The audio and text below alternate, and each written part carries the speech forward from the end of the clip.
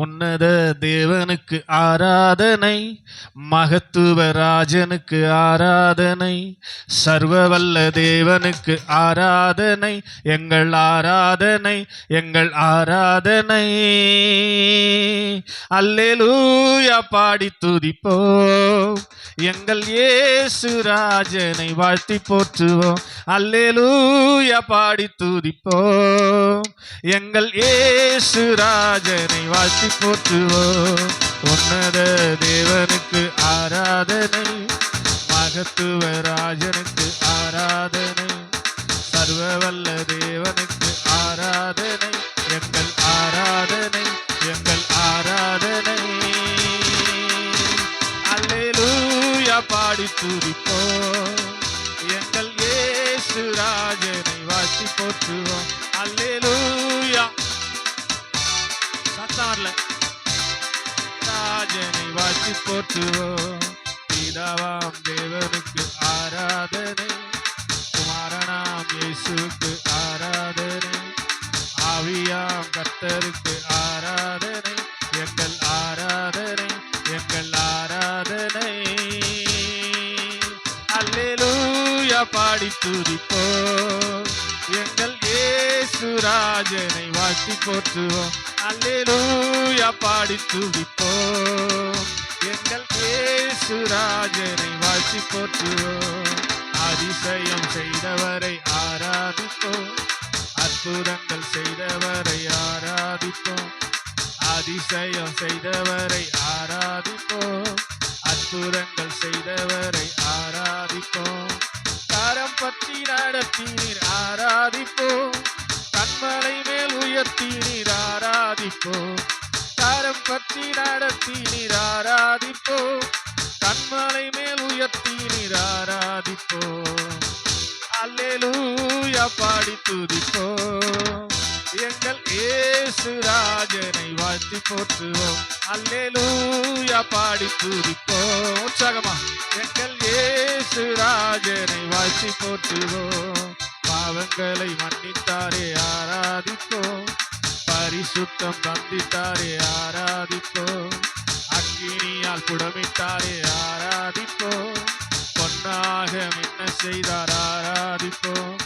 பாவங்களை மன்னித்தாரே ஆராதிப்போம், பரிசுத்தம் தந்தித்தாரே ஆராதிப்போம், அக்கினியால் புடமிட்டாரே ஆராதிப்போம், பொன்னாக மின்ன செய்தார் ஆராதிப்போம். அல்லேலூயா சத்தமா எங்கள் இயேசு ராஜனை வாழ்த்தி போற்றுவோம். அல்லேலூயா பாடி துதிப்போம், எங்கள் இயேசு ராஜனை வாழ்த்தி போற்றுவோம். அல்லேலூயா பாடி துதிப்போம், எங்கள் இயேசு ராஜனை வாழ்த்தி போற்றுவோம். அல்லேலூயா பாடி துதிப்போம், எங்கள் இயேசு ராஜனை வாழ்த்தி போற்றுவோம். நல்ல கரங்களை தட்டி ரீபாலாபா ஷக்காதாராலாபா. Thank you master. எங்களை தாழ்த்துகிறோம், எங்களை அர்ப்பணிக்கிறோம், எங்களோடு பேசும், எங்களை ஆசீர்வதித்து அனுப்பும். இயேசுவின் நாமத்தில் பிதாவே, ஆமென். எல்லாரும் வேத புத்தகத்தை எடுத்துக்கொள்வோம். ஏசாயா தீர்க்கதரிசன புஸ்தகம் 51வது அதிகாரம் 2வது வசனத்தை நாம் வாசித்து பார்ப்போம். ஏசாயா தீர்க்கதரிசன புஸ்தகம் 51வது அதிகாரம் 2வது வசனத்தை வாசிப்போம். உங்கள் தகப்பனாகிய ஆபிரகாமையும் உங்களை பெற்ற சாராளையும் நோக்கி பாருங்கள். அவன் ஒருவனாயிருக்கையில் நான் அவனை அழைத்து அவனை ஆசீர்வதித்து பெருக பண்ணினேன். அல்லே சொல்லுங்க, அல்லேலூயா. ஆண்டவர் சொல்றாரு சபையை பார்த்து, உங்கள் தகப்பனாகிய ஆபிரகாமையும் உங்களை பெற்ற சாராளையும் நோக்கி பாருங்கள். அவங்கள கொஞ்சம் பாருங்கம்மா, திங்க் பண்ணி பாருங்க, அவங்கள கொஞ்சம் நினைச்சு பாருங்கன்னு சொல்றார் ஆண்டவர். ஆபிரகாம் யாரு? மெசபதோமியா தேசத்துல, பாபிலோன் தேசத்துல அந்நிய தேவர்களை வணங்கி அந்நிய தெய்வ சிலைகளை தகப்பனோடு சேர்ந்து வியாபாரம் செய்து கொண்டிருந்த, இயேசு என்றால் யார் என்று தெரியாத ஒரு மனிதன் தான் இந்த ஆபிரகாம். ஆமென் சொல்ல மாட்டீங்களா? ஆபிரகாமாக அழைக்கப்பட்டவர். பின்னாடிதான் ஆபிரகாமா மாத்தினார். ஸ்தோத்திரம். ஆபிரகாமா அவர் வாழ்ந்து கொண்டிருக்கும் போது ஆண்டவர் அவனை அழைத்து, ஒருவனாயிருந்த அவனை அழைத்து, தெளிவா எழுதுறாரு இந்த வசனத்துல, தெளிவா எழுதுறாரு. எதுக்கு அவனை நோக்கி பார்க்கணும்? எதுக்கு இந்த ஆபிரகாமையும் சாராளை நோக்கி பார்க்கணும்? ஒருவராய் தனித்தனியாய் இருந்த அவர்களை நான் அழைத்து அவர்களை ஆசீர்வதித்து, ஆசீர்வாதத்தை என்ன பண்ணியிருக்கிறேன்? பெருக்கி இருக்கிறேன் என்று கர்த்தர் சொல்லுகிறார். கையை தட்டி ஆமென் சொல்லுங்க. அல்லேலூயா. நீங்க ரிமெம்பர் பண்ணி பார்க்கணும், நீங்க நினைச்சு பார்க்கணும், யோசிச்சு பார்க்கணும். ஆபிரகாமுக்கு ஆசீர்வாதம் கொடுக்க எந்தவித தகுதியும் ஆபிரகாமுக்கு கிடையாது. ஆபிரகாமுக்கும் ஆண்டவருக்கும் எந்த சம்பந்தமும் கிடையாது. ஆபிரகாமுக்கும் ஆண்டவருக்கும் எந்த சம்பந்தமும் கிடையாதுங்க. அவனையே கர்த்தர் அழைத்து ஆசீர்வதித்து பெருக பண்ணியிருப்பார் என்று சொன்னால், தேவனால் அழைக்கப்பட்ட ஆபிரகாமின் சந்ததியா இருக்கிற, இப்போ தேவனுடைய பிள்ளைகள் என்று அழைக்கப்பட்டிருக்கிற உங்களை என்னையும் கர்த்தர் ஆசீர்வதிப்பாரா? ஆசீர்வதிக்க மாட்டாரா? கையை தட்டி ஆமென் சொல்லுங்க. அல்லேலூயா. ஆபிரகாமையே ஆசீர்வதித்த ஆண்டவர் அந்நிய தேசத்துல அந்நிய தெய்வங்களை நாடி பின்பற்றி கொண்டிருந்த அவனையே அழைத்து ஆசீர்வதிக்க ஆண்டவரால் முடியுமானால், உங்களை என்னை ஆசீர்வதிப்பது ஆண்டவருக்கு லேசான காரியம். எதற்காக கர்த்தர் நம்மை அழைத்திருக்கிறார்? நாம ஒரு காலத்துல ஸ்தோத்திரம் புறஜாதியாய், நாம ஒரு காலத்துல தேவனை அறியாதவர்களாய், நாம ஒரு காலத்துல தேவனை தேடாதவர்களாய், தேவனை மறந்தவர்களாய் வாழ்ந்து கொண்டிருந்தோம். கர்த்தர் நம்மையும் அழைத்து இருக்கிறார் என்று சொன்னால், எப்படி ஆபிரகாமை கர்த்தர் ஆசீர்வதித்தாரோ அதே வண்ணமாக நம்மையும் ஆசீர்வதிக்கும்படியாக தான் கர்த்தர் நம்மை அழைத்து கொண்டு வந்து தேவ சமூகத்தில் வைத்திருக்கிறார் என்பதை சபை ஒரு நாளும் மறந்து போக கூடாது. அல்லேலூயா சொல்லுங்க. அல்லேலூயா. சத்தமா அல்லேலூயா. தேவனுடைய பிள்ளைகளை நிச்சயமாய் கர்த்தர் ஆசீர்வதிப்பார். அதற்கு தான் உதாரணத்தை அவரே சொல்றாரு. உங்கள் தகப்பனாகிய ஆபிரகாமையும் உங்களை பெற்ற சாராளையும் நோக்கி பாருங்கள். ஒருவனாய் இருந்து அவனை அழைத்து ஆசீர்வதித்து அவனை பெருக பண்ணியிருக்க என்னால் முடியுமானால், உங்களை என்னால் ஆசீர்வதிக்க முடியுமா? முடியாதா? முடியும் என்றவங்க வலது கரத்தை உயர்த்தி ஆமென் சொல்லுங்க பார்க்கலாம். சத்தமா சொல்லுங்க. ஆமென். என்னை ஆசீர்வதிக்க உம்மால் முடியும். ஆமென். அல்லேலூயா. ஆமா ஸ்தோத்திரம். அவனை கர்த்தர் எப்படி ஆசீர்வதிச்சார் அப்படின்றத ஸ்தோத்திரம். ஆதிகாமத்தின் புஸ்தகம் 13வது அதிகாரம் 2வது வசனத்துல, 12வது அதிகாரத்துல அழைக்கிறாரு. 13வது அதிகாரம் 2வது வசனத்திலேயே அவனை ஆசீர்வதிச்சிடறாரு. ஸ்தோத்திரம். வாசிங்க. ஆதிகாமத்தின் புஸ்தகம் 13வது அதிகாரம் 2வது வசனம். ஆபிரகாம் மிருக ஜீவன்களும் வெள்ளியும் பொன்னுமான ஆஸ்திகளை உடைய சீமானா இருந்தான். ஸ்தோத்திரம். அழைக்கும் போது ஒண்ணுமே இல்லைங்க. எப்படி அழைச்சாரு? நீ உன் தகப்பன் வீட்டையும் உன் இனத்தையும் உன் தேசத்தையும் விட்டு, உங்க அப்பா வீட்டு சொத்து எதுவும் கூட வரக்கூடாது, உன் தேசத்துல இருக்கிற எதுவும் கூட வரக்கூடாது, எல்லாத்தையும் விட்டுட்டு நான் காண்பிக்கும் தேசத்துக்கு போ என்று சொன்னார். அல்லேலூயா. அப்ப புறப்படும் போது ஆபிரகாம் கையில எதுவுமே இல்ல. அல்ல சொல்லுங்க. அல்லேலூயா. அதைத்தான் அவர் சொல்றாரு இங்க. ஒருவனா இருந்த அவனை அழைத்து, இப்ப என்ன மாத்திட்டாரு? 13வது அதிகாரத்துல 12வது அதிகாரம் 4வது வசனத்துல தான் அவன் போறான். ஆண்டவர் அழைச்ச போது ஆபிரகாம் புறப்பட்டு போனான்னு ஸ்தோத்திரம் இல்லையா? ஸ்தோத்திரம். ஆனா 13வது அதிகாரம் 2வது வசனத்திலேயே வெள்ளியும் பொன்னும் மிருக ஜீவன்களை உடைய சீமானாய், செல்வ சீமானாய் கர்த்தர் ஆபிரகாமை ஆசீர்வதித்து விட்டார். ஆமென் சொல்லுங்க. அல்லேலூயா. சத்தமா சொல்லுங்க. அல்லேலூயா. உற்சாகமா சொல்லுங்க. அல்லேலூயா. ஆமா ஸ்தோத்திரம். 13வது அதிகாரத்திலேயே ஆசீர்வாதத்தை ஆபிரகாம் பெற்றுக்கொண்டார். ஏனென்றால் நாம் ஆராதிக்கிற தேவன் எவ்வளவேனும் பொய் உரையாத தேவன்.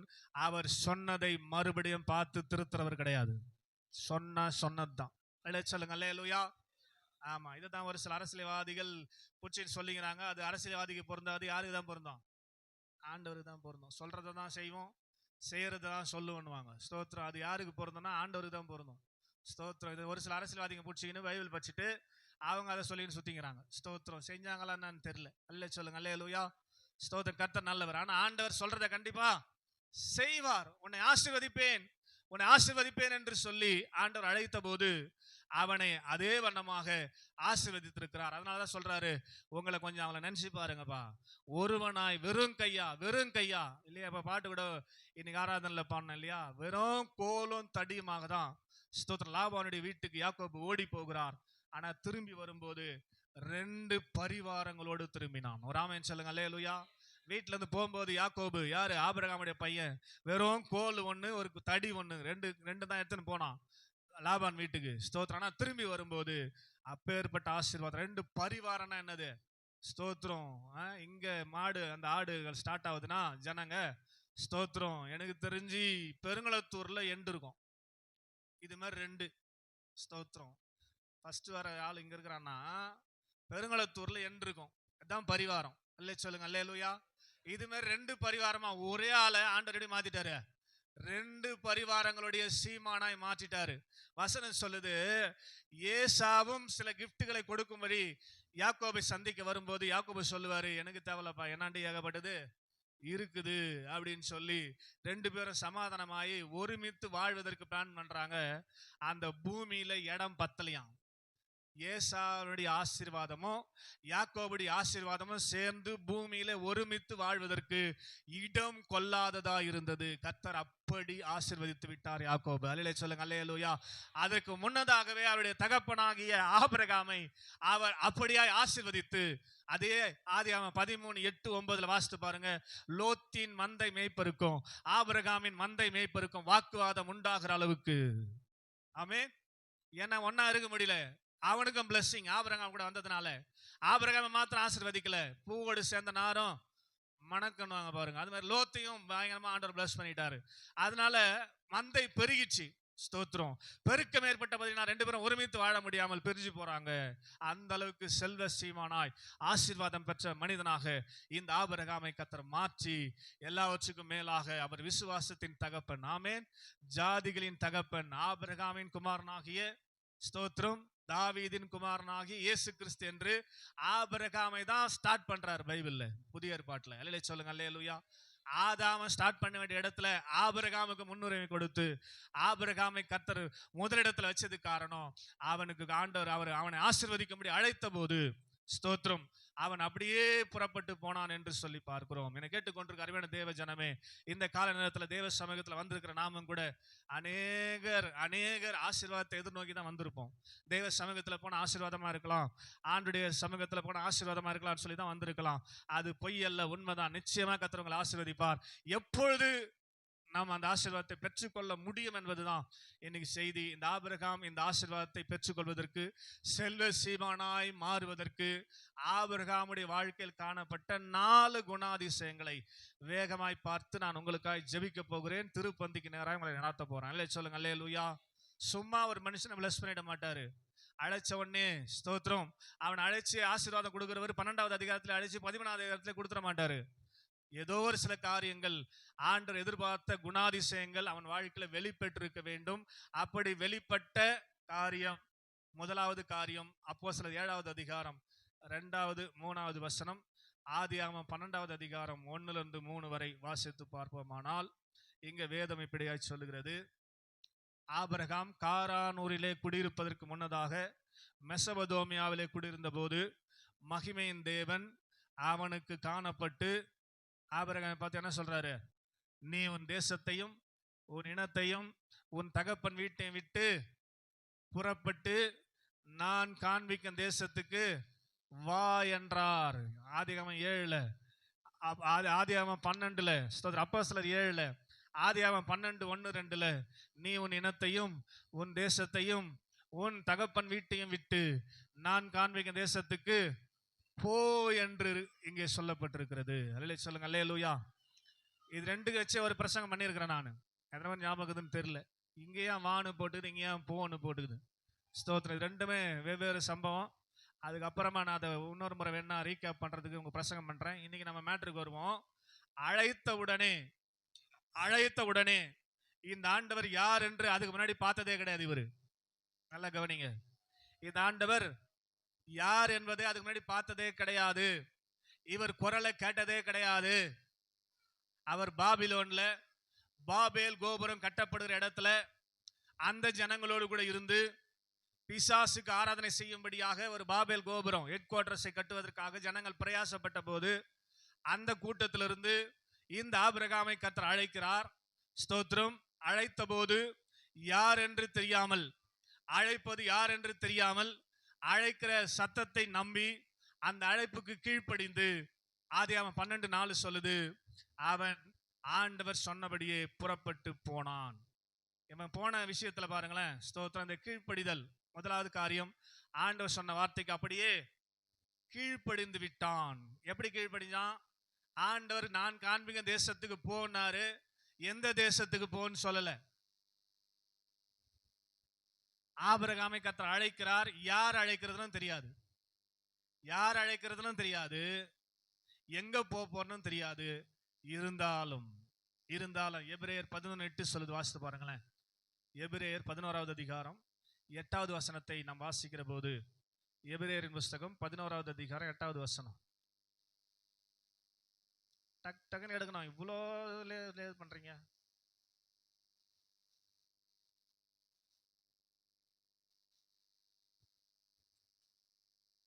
விசுவாசத்தினாலே ஆபிரகாம் தான் சுதந்திரமாக பெறப்போகிற இடத்திற்கு போகும்படி அழைக்கப்பட்ட போது கீழ்ப்படிந்து தான் போகும் இடம் இன்னதென்று அறியாமல் புறப்பட்டு போனான். புரிஞ்சிருக்க உங்களுக்கு?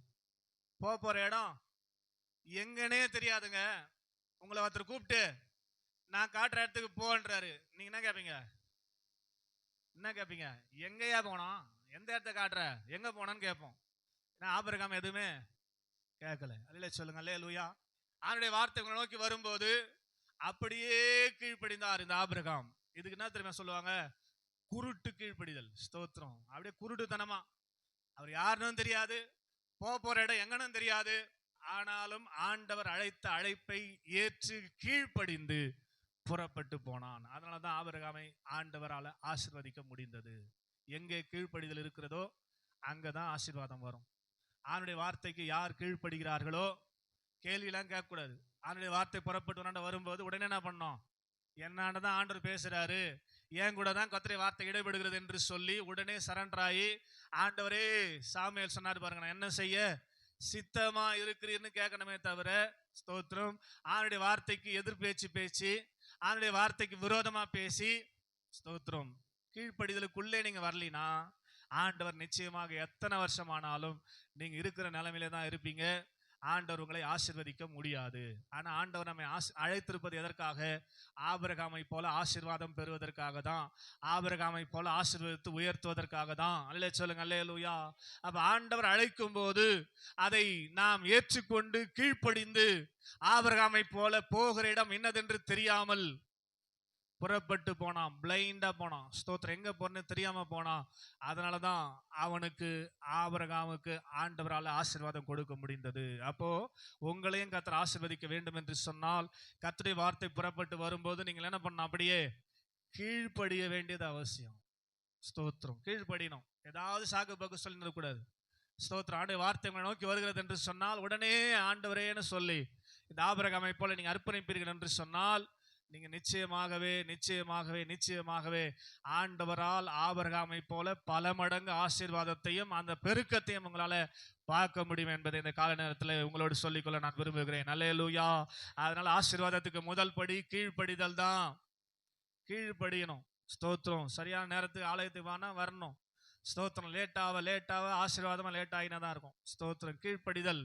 புறப்பட்டு போனா உடனே பேச்சே கிடையாதுங்க. ஸ்தோத்திரம். 6:30 மணிக்கு சர்ச்சு வானா வந்துடணும். பேசவே கூடாது, சாக்கு போக்கு சொல்லக்கூடாது. ஏதாவது காரணம் எல்லாருக்குமே இருக்குது. ஸ்தோத்திரம். எதையாவது சொல்லின்னு இருக்கக்கூடாது. வர்ணனா வந்துடணும், அவ்வளவுதான். ஸ்தோத்திரம். பேச்சே இருக்கக்கூடாது. அப்படி இருந்தாதான் ஆண்டவரால நம்ம ஆசீர்வதிக்க முடியும். நீங்க எதிர்த்து பேசிக்கின்னு ஏதாவது பண்ணீங்கன்னு எடாகுடம் பண்ணியிருந்தீங்கன்னா எத்தனை வருஷம் ஆனாலும் ஆண்டவர் உங்களை ஆசீர்வதிக்க முடியாது. இல்லை சொல்லுங்க. அல்லேலூயா. அப்ப ஆபிரகாமை கர்த்தர் ஆசீர்வதித்து பெருக பண்ணதுக்கு முதல் காரணம் அவன் கீழ்ப்படுகிறவனா இருந்தான். இரண்டாவதாக ஆதிகாமத்தின் புஸ்தகம் 11வது அதிகாரம் 4வது வசனம் சொல்லுது. ஆதிகாமத்தின் புஸ்தகம் 11வது அதிகாரம் 4வது வசனத்தை நாம் வாசிக்கிற போது,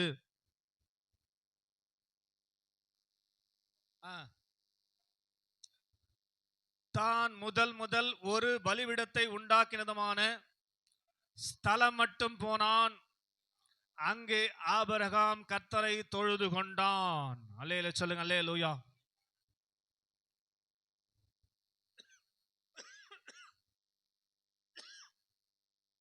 அப்ப பிரயாணம் பண்ணும் போதெல்லாம் பாத்தீங்கன்னா பகல்ல தான் பிரயாணம் பண்ண முடியும். சரியான லைட் வசதி இருக்காது நைட்ல. அதனால பகலெல்லாம் பிரயாணம் பண்ணிட்டு ஒரு இடத்துல போய் சேருவாங்க. இந்த ஆபிரகாமுக்கு இருந்த நல்ல பழக்கம் பாருங்களேன். ஸ்தோத்திரம். ஆண்டவர் யாருன்னு தெரியாது, அழைப்பை ஏற்று கீழ்ப்படிந்து நடந்து போய் கொண்டிருக்கிறான். எங்க போறன்னு தெரியாம போய் நேக்கிறான். பகலெல்லாம் பிரயாணம் பண்ணுவான். ஈவினிங்கா ஒரு இடத்துல போய் சேர்ந்து அங்க கூடாரம் போட்டு தங்கறதுக்காக ஏற்பாடு செய்யறதுக்கு முன்னாடி, இவன் தங்கறதுக்கு ஏற்பாடு செய்யறதுக்கு முன்னாடி என்ன பண்ணுவார் ஆபிரகாம் அப்படின்னா, ஒரு பலிபீடத்தை கட்டுவார். ஃபர்ஸ்ட் ஆண்டவர் இதுவரைக்கும் நான் கொண்டு வந்தீங்களே தேங்க்ஸ்ன்னு சொல்லி ஆண்டவரை ஆராதிப்பார். சொல்லுங்க அல்லேலூயா. ஆபிரகாமை கர்த்தர் ஆசீர்வதிச்சதுக்கு இரண்டாவது காரணம் என்ன தெரியுமா? ஆபிரகாம் எங்க போனாலும் முதல் ஆண்டவரை தொழுது கொள்ளுகிற மனுஷனா இருந்தான். ஆமென் சொல்ல மாட்டீங்களா? உங்களுக்கு ஆசீர்வாதம் வரணும்னா என்ன பண்ண? ஆண்டவரை ஆராதிக்கணும், அப்படி நாமத்தை உயர்த்தணும். ஏற்கனவே கூட ஒரு முறை அதை பத்தி பேசிக்கிறேன். நாமத்தை பிரஸ்தாபப்படுத்த எந்த ஸ்தானத்திலும் உன்னிடத்தில் வந்து உன்னை ஸ்தோத்திரம். ஆசீர்வாதம் நமக்கு ஏன் வரல? நாம ஒழுங்கா ஆராதிப்பது கிடையாது. ஆண்டவரை ஆராதிக்கிற நேரம்லாம் முடிச்சுட்டு வரோம். ஸ்தோத்திரம். செய்தி கேட்டு நம்ம அப்படியே இந்த வார்த்தைக்கு அப்படியே கீழ்ப்படிஞ்சு ஸ்தோத்திரம் நாளைக்கே பரிசுத்தமாய் பரலோகம் போயிடுற மாதிரி ஆராதனை டைம்லாம் முடிச்சு, ஆராதனைனா ஆரம்ப ஜபத்துல இருந்து கடைசி வரலாம் இருக்கணும். ஸ்தோத்திரம். அதான் ஆராதனை. தொழுதுனா அதான் ஸ்தோத்திரம். ஆராதனை ஒழுங்குன்னு போட்டுக்கிறாங்க, இதான் ஆர்டர் ஆஃப் சர்வீஸ். அப்ப அந்த ஆராதனையில முழுசா நம்ம இருந்தாதான், ஆண்டவருக்கு முதலிடம் கொடுத்தாதான் ஆண்டவர் நம்மை ஆசீர்வதிக்க முடியும், அவர் நம்மை உயர்த்த முடியும் என்பதை இந்த ஆபிரகாமுடைய வாழ்க்கையில நம்ம கற்றுக்கொள்ள வேண்டிய ஒரு காரியம். அவர் எங்கு போய் சேர்ந்தாலும் அந்த இடத்துல முதல் ஒரு பலிபீடத்தை கட்டி ஆண்டவரை தொழுது கொள்றார் என்ற நல்ல பழக்கம் அவரிடத்துல காணப்பட்டபடினாலதான் ஆபிரகாமை கர்த்தர் ஆசீர்வதிக்க முடிந்தது. அல்லேலூயா சொல்லுங்க. அல்லேலூயா. உற்சாகம். அல்லேலூயா. அதனால ஆராதிக்கிற தேவனாலதான், ஆராதிக்கிற அவர்களாலதான் ஆசீர்வாதத்தை பெற்றுக்கொள்ள முடியும், விடுதலையை பெற்றுக்கொள்ள முடியும். தாவீது அதனாலதான் சொல்லுவார் சங்கீதம் 34:1, கர்த்தரை நான் எக்காலத்திலும் ஸ்தோத்தரிப்பேன், அவர் துதி எப்போதும் என் வாயில் இருக்கும் என்று சொல்லுவார். அவர் தான் இந்த சங்கீதம் 18ஆம் சங்கீதத்தை ஸ்தோத்திரம் நாங்க இன்னைக்கு வாசிச்சோம் இல்லையா சங்கீத பகுதியில. அதுல 4வது வசனத்துல அவர் சொல்றாரு, என் நெருக்கத்திலிருந்து கர்த்தரை நோக்கி கூப்பிட்டேன். அவருக்கு நெருக்கம் இல்லையா? அமலேக்கியர்கள் வந்து சிறைபிடித்து கொண்டு போன போது எல்லாரும் கூட இருந்த 600 பேரும் கல்லெறி எடுத்து கொண்டார்கள். தாவீது மிகவும் நெருக்கப்பட்டார் என்று சொல்லப்பட்டிருக்கிறது. நெருக்கம் வந்த உடனே என்ன பண்ணார் அவரு? ஸ்தோத்திரம். எலியாசரை அமைச்சு ஏபோத்தை கொண்டு வர சொல்லி நேரா சர்ச்சுக்கு வந்துட்டார். சர்ச்சில் வந்து சொல்றாரு 18ஆம் சங்கீதம் 4வது வசனத்துல, என் நெருக்கத்திலிருந்து கர்த்தரை நோக்கி கூப்பிட்டேன், என் கர்த்தரை நோக்கி அபயமிட்டேன். புலம்பனம் போய் தேவ சமூகத்துல, என்ன ஆண்டவரே எனக்கு ரிசல்ட், என்ன ஆண்டவரே எனக்கு ஸ்தோத்திரம் அப்படின்னு சொல்லி நான் ஸ்தோத்திரம் தேவ சமூகத்துல போய் குமுறின போது, தேவ சமூகத்துல போய் சத்தமிட்ட போது வேதம் சொல்கிறது, தேவன் தமது ஆலயத்திலிருந்து என் சத்தத்தை கேட்டார். கையை தட்டி ஆமேன் சொல்லுங்க. அல்லேலூயா. தேவன் தம்முடைய பரிசுத்த ஆலயத்தில் இருக்கிறாரே. சங்கீதம் 11:4 அவர் தான் எழுதுறாரு, தேவன் ஆலயத்திலிருந்து என் சத்தத்தை கேட்டார். நீ அபயமர்ற சத்தத்தை மாத்திரம் அல்ல, ஆராதிக்கிற சத்தத்தையும் கேட்பார். அதனாலதான் அவர் சொன்னார், என் நாமத்தை பிரஸ்தாபப்படுத்துகிற எந்த ஸ்தானத்திலும் உன்னிடத்துக்கு ஓடியாந்துருவேன். ஏன் தெரியுமா? உன்னை பிளஸ் பண்றதுக்காக. கையை தட்டி ஒரு ஆமேன்னு சொல்லுங்க. அல்லேலூயா. அதனால தான் நம்ம அவரை ஆராதிக்கிறோம், அதனால தான் நம்ம அவரை ஆராதிக்கணும்னு சொல்றோம். ஆபிரகாம் ஆராதிச்சபடினாலதான், தாவீது ஆராதிச்சபடினாலதான் அவர்களை எல்லாம் கர்த்தர் ஆசீர்வதித்து உயர்த்த முடிந்தது. அல்லேலூயா சொல்லுங்க. அல்லேலூயா. ஆடுகள் பின்னாக அலைந்து கொண்டிருந்த தாவீது அரசனாய் மாறுவேன் என்று நினைச்சு பார்த்திருப்பாரா? மாறதுக்கான வாய்ப்பு இருக்குதா? ஸ்தோத்திரம். அவரை மாற்றினது, அவர் எப்போதும் கர்த்தரை ஸ்தோத்தரிக்கிறவராக, எப்போதும் கர்த்தரை தொழுது கொள்ளுகிறவராக, எப்போதும் கர்த்தரை மகிமைப்படுத்துவராக வாழ்ந்தபடினாலதான் இப்படிப்பட்ட கிருபைகள் தாவீது கிடைத்தது. அவனையும் ஆசீர்வதித்து பெருக பண்ணி இருக்கிறார். இந்த ஆபிரகாமுடைய வாழ்க்கையில பெருக்கம் வந்தது காரணம், ஆபிரகாமுடைய வாழ்க்கையில ஆசீர்வாதம் வந்ததுக்கு காரணம், அவன் எப்பொழுதும் முதல் தேவனை தொழுது கொள்ளுகிற மனுஷனா இருந்தான். அல்ல சொல்லுங்க. அல்லேலூயா. அதனாலதான் மத்தேயு 6:33 இயேசு சொல்லுவார், முதலாவது தேவனுடைய ராஜ்யத்தையும் அவருடைய நீதியையும் தேடுங்கள், அப்பொழுது இவைகள் எல்லாம் உங்களுக்கு. அதான் எக்ஸ்ட்ரா ஆபிரகாமுக்கு ஆண்டவர் கொடுத்துட்டாரு. ஸ்தோத்திரம். அவனுக்கு தேவையில்லாத அளவுக்கு இல்ல, ஸ்தோத்திரம், தேவையில்லாத அளவுக்கு கர்த்தர் ஆபிரகாமை ஆசீர்வதிச்சு விட்டார். யோபை பற்றி நம்ம பார்க்கிறோம். யோபு செல்வ சீமானாய் வாழ்ந்து கொண்டிருந்தார். இல்லையா? ஸ்தோத்திரம். அவருக்கு இருந்த நல்ல பழக்கம் என்ன தெரியுமா? வாரத்துக்கு ஒரு தடவை ஒரு பிள்ளை வீட்டில் போயிட்டு எல்லாரையும் கூட்டி ஆண்டவரை தொழுது கொள்ளுகிற ஒரு பழக்கம் அவருக்கு இருந்துச்சு. ஸ்தோத்திரம். அதாவது 7 நாள் 7 பிள்ளை வீட்டில், ஸ்தோத்திரம், ஒவ்வொரு நாள் ஒரு பிள்ளை வீட்டில் போய் என்ன பண்ணுவாரு? பிள்ளைகளுக்காக ஆராதனை பண்ணி பிள்ளைங்க ஏதாவது தவறு செஞ்சிருப்பாங்களான்னு சொல்லி தேவ சமூகத்தில் அவங்களுக்காக மன்னிப்பு கேட்கிறவரா இருந்தாருன்னு வசனம் சொல்லுது. அல்லே சொல்லுங்க அல்லேலூயா. சுத்திகரிப்பு செய்தாராம் 7 பிள்ளைங்க வீட்லயும். அல்லே சொல்லுங்க அல்லேலூயா. அதனால தான் யோபுவை கர்த்தர் அதிகமாய் ஆசீர்வதித்து செல்வ சீமானாய் மாற்றினார். அல்லே சொல்லுங்க அல்லேலூயா.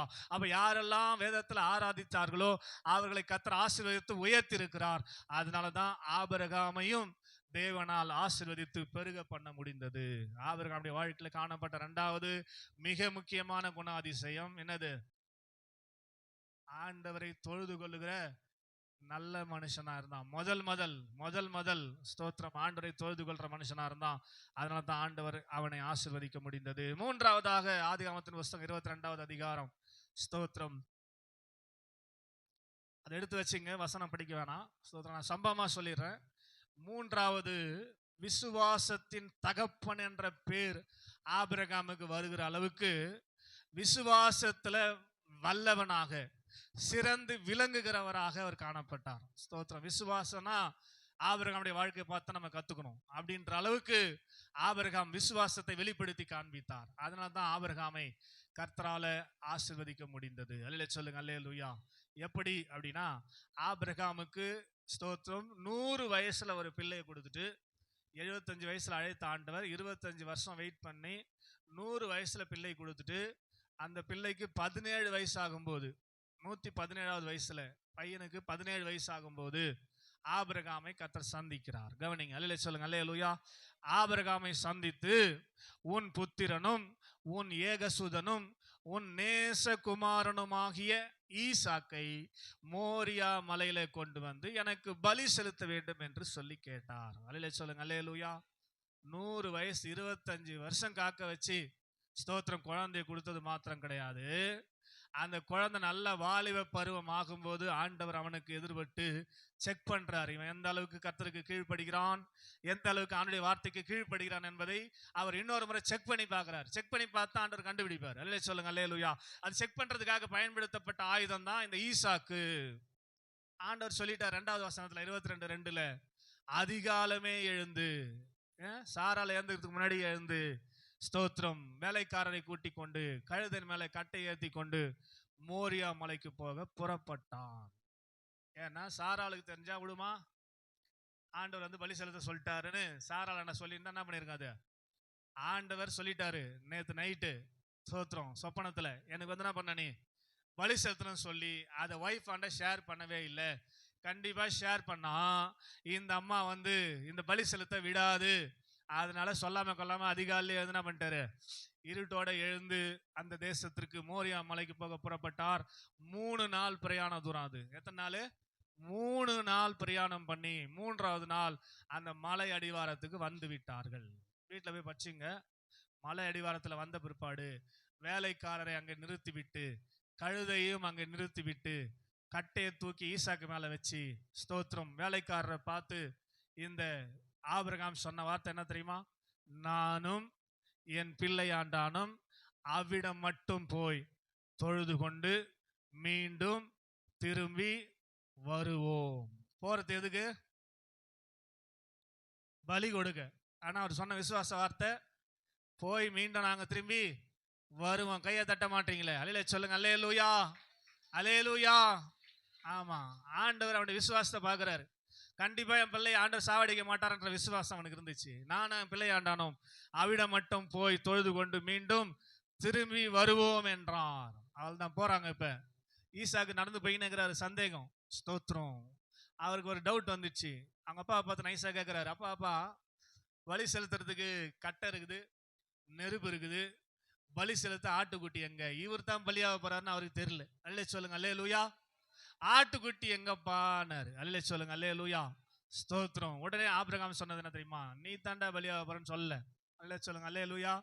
தகன பலிக்கான ஆட்டுக்குட்டியை கர்த்தர் பார்த்து கொள்வார். கையை தட்டி ஆமென் சொல்லுங்க அல்லேலூயா. நான் செய்ய வேண்டியதை செய்யறேன். என்ன அங்க போக சொன்னார், நான் போறேன். தகன பலிக்கான ஆட்டுக்குட்டி அங்க எனக்கு ரெடியா இருக்கும் என்று சொன்னவர் அடுத்து என்ன பண்றார் தெரியுமா? பலிபீடத்தை கட்டினார், அது மேல கட்டைகளை அடுக்கினார், ஈசாக்கு கையை கட்டி அந்த கட்டை மேல படுக்க வைக்கிறார். ஸ்தோத்திரம். நம்மள தானே பண்ணிருப்பான். ஆண்டவரை கீழவே சொல்லிட்டு வந்துட்டோம், நானும் என் பிள்ளை அண்ணனும் திரும்பி வருவேன்னு சொல்லிட்டு அந்த விசுவாசத்துக்காவது நீ ஏதாவது பண்ணுங்க. ரெண்டாவது என்ன சொல்லிட்டேன், நான் ஆட்டுக்குட்டி தகன பலிக்கான ஆட்டுக்குட்டி கத்தர் பார்த்துப்பாருன்னு சொல்லிட்டேன். இந்த விசுவாச வார்த்தைக்காவது ஏதாவது பண்ணுங்க ஆண்டவரேன்னு சொல்லி பலிபீடத்தை கட்டிட்டு கட்டையை அடிக்கிட்டு ஒரு மூலையா போய் உட்காந்து ஒவ்வொன்றா எழுதிருப்போம். 100 வயசுல பிள்ளைய கொடுத்துட்டு 17 வருஷமா நல்லா பாசமா அதை வளர்த்துட்டு ஸ்தோத்திரம் பலி செலுக்க சொல்றீங்களே, உங்களுக்கு கண்ணே இல்லையா, ஸ்தோத்திரம் மனசாட்சியே இல்லையா, ஸ்தோத்திரம் அப்படின்லாம் போய் அழ ஆரம்பிச்சுட்டு இருப்போம். அல்லே சொல்லுங்க அல்லேலூயா. விசுவாச வார்த்தைகளை சொன்னாலும் அந்த கடைசி நிமிஷம் வரை அந்த விசுவாசத்துல ஜெயிக்கும்படியாக, அந்த விசுவாசத்துல வல்லவனாய் நிற்கும்படியாக ஈசாக்கை கட்டி அந்த கட்டையின் மேல படுக்க வைத்து கத்தி எடுத்து ஓங்கி குத்துறதுக்கு இன்னும் ஒரு 5 செகண்ட் தான் குத்திட்டு இருப்பான். அது வரலாம் ஆண்டவர் செக் பண்றாரு பாருங்க. அப்பதான் சத்தம் கேக்குது, ஆபிரகாமே ஆபிரகாமே உன் பிள்ளையாண்டான் மேல். அப்பா, அப்பதான் அவனுக்கு அடிவயத்துல ஏதாவது சந்தோஷம் வந்திருக்கு. அல்லே சொல்லுங்க அல்லேலூயா. இவ்வளவு மோசமான ஆண்டவரெல்லாம் திட்டுப்பான்னு நினைக்கிறேன் உள்ள. அல்லே சொல்லுங்க அல்லேலூயா. ஸ்தோத்திரம். கர்த்தர் நல்லவர். ஆமென் சொல்லுங்க அல்லேலூயா. ஸ்தோத்திரம். உடனே அங்கே புதரிலே ஒரு ஆடு சிக்கி கொண்டிருக்கிறதை பார்த்தான். அதை எடுத்து பலி செலுத்தி ஆண்டவருக்கு யெகோவா இரே என்று பெயர் வைத்தான். அதை தான் இன்றைக்கு நம்ம சொல்றோம். யெகோவா இரே என்று சொன்னால் கர்த்தருடைய பர்வதத்துல பார்த்து கொள்ளப்படும். கையை தட்டி ஆமென் சொல்லுங்க அல்லேலூயா. உற்சாகமா அல்லேலூயா. ஆமா. அப்ப மூன்றாவதாக இந்த ஆபிரகாமுடைய வாழ்க்கையில காணப்பட்ட மிக முக்கியமான குணாதிசயம், விசுவாசத்தை கிரியையில காண்பித்தான். சும்மா நான் விசுவாசின் பேர்ல காட்டக்கூடாது. விசுவாசத்தை எப்படி காட்டணும்? கிரியையில காட்டணும். ஏன்னா வேதம் அழகா சொல்லுது, கிரியை இல்லாத விசுவாசம் செத்தது. கிரியை இல்லாத விசுவாசம் செத்தது. ஸ்தோத்திரம். உங்க வாழ்க்கையில ஏதாவது நடக்கணும் எதிர்பார்த்து கொண்டிருக்கீங்களா? நடக்கணும் விசுவாசிக்கணும். கண்டிப்பா செய்வார். ஸ்தோத்திரம். கண்டிப்பா செய்வார். ஸ்தோத்திரம். எனக்கான அந்த நேரம் வரும்போது, எனக்கான அந்த காரியம் வரும்போது நிச்சயமாக கர்த்தர் செய்வார். அல்லேலூயா சொல்லுங்க அல்லேலூயா. நிச்சயமா செய்வார். அந்த நம்பிக்கையை மட்டும் நம்ம விட்டுறவே கூடாது. எனக்கு செய்யாம யாருக்கு செய்ய போறார்? நானுடைய பிள்ளை. அல்லேலூயா சொல்லுங்க அல்லேலூயா. கண்டிப்பாக எனக்கு செய்வார் என்ற அந்த விசுவாசத்தை விட்டு விடாதபடிக்கு நாம் கடந்து போகிற போது ஆண்டவர் நிச்சயமாக நம்முடைய விசுவாசத்துல நாம் வல்லவர்களாய் நிற்கும் போது நம்மை நிச்சயமாய் ஆசீர்வதித்து என்ன பண்ணுவார்? பெருக பண்ணுவார் என்பதற்கு இந்த ஆபிரகாம் ஒரு நல்ல உதாரணம். அதனால எந்த சூழ்நிலையிலும் விசுவாசத்தை விட்டுறவே கூடாது. அல்லேலூயா சொல்லுங்க அல்லேலூயா. விசுவாசத்துக்கு பல சோதனைகள் வரும். பல சோதனைகள் வரும். 1 பேதுரு 1:7 தான் சொல்லுது. 1 பேதுரு புஸ்தகம் 1வது அதிகாரம் 7வது வசனம், அழிந்து போகின்ற பொன் அக்கினியினால் சோதிக்கப்படுமா. அழிந்து போகிற பொண்ணு இருக்குது இல்லையா, அது அக்கினியினால சோதிக்கப்பட்டாதான் ஸ்தோத்திரம் அது நல்ல பொண்ணா மாறும். ஸ்தோத்திரம். அக்கினியினால் சோதிக்கப்பட்ட பின் அதுனாவது ஸ்தோத்திரம் நல்ல பொண்ணாக மாறுகிறது. வாசிக்கிறேன் கவனிங்க. அழிந்து போகிற பொன் அக்கினியினால் சோதிக்கப்படும், அதை பார்க்கிலும் அதிக விலையேற பெற்றதா இருக்கிற உங்கள் விசுவாசம் சோதிக்கப்படும். விசுவாசத்துக்கு டெஸ்ட் வரும், சோதனை வரும். வரும்போது இந்த ஆபிரகாமை போல ஜெயிப்பதற்கு நம்ம தயாரா இருக்கணும். விசுவாசத்தை விட்டுறக்கூடாது. ஏன் தான் ஆண்டவர் எனக்கு இதை பண்ணினாரோ அப்படின்னு சர்ச்சுக்கு வராது போயிடக்கூடாது. ஸ்தோத்திரம். அல்லேலூயா சொல்லுங்க அல்லேலூயா. விசுவாசமா வரைய சர்ச்சுக்கு அப்படின்னு உனக்கு திடீர்னு என்ன பண்ணுவாரு? ஏதாவது வியாதியை கொடுப்பாரு. ஸ்தோத்திரம். அதெல்லாம் ஒன்றும் பெருசா நினைக்க கூடாது. அல்லேலூயா சொல்லுங்க அல்லேலூயா. நான் தான் நல்லா சபைக்கு வந்தனே. என்ன நல்லா சபைக்கு வந்தேன்? ஒரு நாளும் 6:30 மணி சர்ச்சுக்கு 6:30க்கு வந்ததே கிடையாது. ஆனா இந்த மாதிரி சொல்றது, நான் தான் நல்லா சபைக்கு வந்தனே, ஆண்டவர் ஏன் என்னை சோதிக்கணும்? சோதிக்கணும். உன் விசுவாசம் சோதிக்கப்பட்டாதான் நாவா. அந்த வசனத்தை பாருங்களேன். உன் விசுவாசமும் சோதிக்கப்பட்டு இயேசு கிறிஸ்து வெளிப்படும் போது உங்களுக்கு புகழ்ச்சியும் கனமும் மகிமையும் உண்டாக காணப்படும். கையை தட்டி அல்லேலூயா. டெஸ்ட் வச்சாதான் தெரியும். இப்போ ஒரு வருஷம் ஃபுல்லா போய் பசங்க படிக்கிறாங்க, லாஸ்ட்ல எக்ஸாமே வேணாமே, அப்படியே என்ன பண்ணிடலாம்? அடுத்த கிளாஸ்க்கு அனுப்பிச்சிடலாம்ல. ஸ்தோத்திரம். அனுப்புறாங்களா? டெஸ்ட் உண்டு. எல்லாத்துக்கும் டெஸ்ட் உண்டு. நீங்க விசுவாசினா விசுவாசத்துக்கு கண்டிப்பா என்ன வரும்? டெஸ்ட் வரும், சோதனை வரும். அப்ப என்ன பண்ணக்கூடாது? சோர்ந்து போகக்கூடாது. அல்லே சொல்லுங்க அல்லேலூயா. என்னை புடமிட்டால் நான் சொத்த பொன்னாக விளங்குவேன். யோபு சொல்றார், என்னை இன்னும் புடமிடட்டும், இன்னும் சோதிக்கட்டும். அப்ப கூட ஒரு வார்த்தை ஆண்டவரை பத்தி அவன் பண்ணல, குறை சொல்லவே இல்லை. யோபின் புஸ்தகம் 1வது அதிகாரம் ஸ்தோத்திரம் கடைசி வசனம் தான் சொல்லுது, யோபு தன் வாயினால் பாவம் செய்யவே இல்லை, தேவனை பற்றி குறையும் சொல்லவில்லை. அவர் சொன்னதெல்லாம் கர்த்தர் கொடுத்தார், கர்த்தர் எடுத்தார். கர்த்தருடைய பரிசுத்த நாமத்துக்கு சோத்திரம், சோத்திரம், சோத்திரம், சோத்திரம், சோத்திரம்னார். நம்மள அப்படி சொல்லியிருக்க முடியுமா? ஒரே நாள்ல மொத்த சொத்தம் போச்சுன்னா சொல்லியிருப்போமா? கொஞ்சம் யோசித்து பாருங்க. அல்ல சொல்லுங்க, அல்லேலூயா. மொத்தம் போயிடுச்சுங்க. அதோட கூட நிறுத்தல, அவர் உடம்பெல்லாம் வியாதி வேற, ஓட்டை எடுத்து சுரண்டி கொண்டிருக்கிறார். கிட்டே போக முடியாது, நாத்தம். பொறுக்க முடியாத மனைவி சொல்லிச்சு, ஏன் இன்னும் நீ? ஸ்தோத்திரம், அல்ல சொல்லுங்க, அல்லேலூயா. இந்த பிசாசு பிளானு இந்த மனைவி மூலமா வெளிப்படுது பாருங்களேன். ஸ்தோத்திரம். பிசாசு போயிட்டு தேவ சமூகத்துல நிக்கிறான். நிற்கும் போது ஆண்டவர் யோபை பார்த்து கேட்கிறாரு, பூமி எங்க போனீங்க, என் தாசனாகி யோபின் மீது கவனம் வைத்தாயோ அப்படின்னு கேட்கிறாரு. சொல்லிட்டு அப்படியே ஆண்டவர் சொல்றாரு, அவனை போல உத்தமனும் சன்மார்க்கனும் தேவனுக்கு பயந்து பொல்லாப்புக்கு விலகுருமான ஒருவனை நான் பூமியில பார்க்கல, அவனை நீ பாத்தியான்னு கேட்டார். அல்லே சொல்லுங்க, அல்லேலூயா. உடனே பிசாசு கவுண்டர் கொடுக்குறான், அவன் விருதாவாய் உமக்கு பயந்து நடக்கவில்லை, நீர் அவனையும் அவனுக்கு உண்டான எல்லாவற்றையும் சுற்றி வேலி அடைத்திருக்கிறீர். கையை நீட்டி அதை மாத்திரம் எடுத்துட்டு அவனை என்னண்ட கொடு, நான் பாத்துக்கிறேன். அவனை தூஷிக்க வைக்காம நான் விட மாட்டேன். என்னை கண்டிப்பாக உங்களை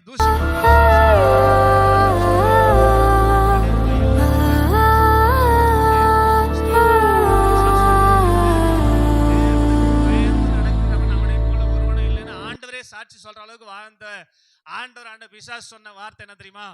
நீ இந்த வேலையை மாத்திரம் எடுத்துட்டு அவனை உன்னை தூஷிக்க வைக்கிறேன். என்ன பண்ற? தூஷிக்க வைக்கிறேன்னு சவால் போட்டு வரான். அல்லே சொல்லுங்க, அல்லேலூயா. இப்போ அந்த வார்த்தைய அவங்க மனைவி மூலமா சொல்ல வைக்கிறான்.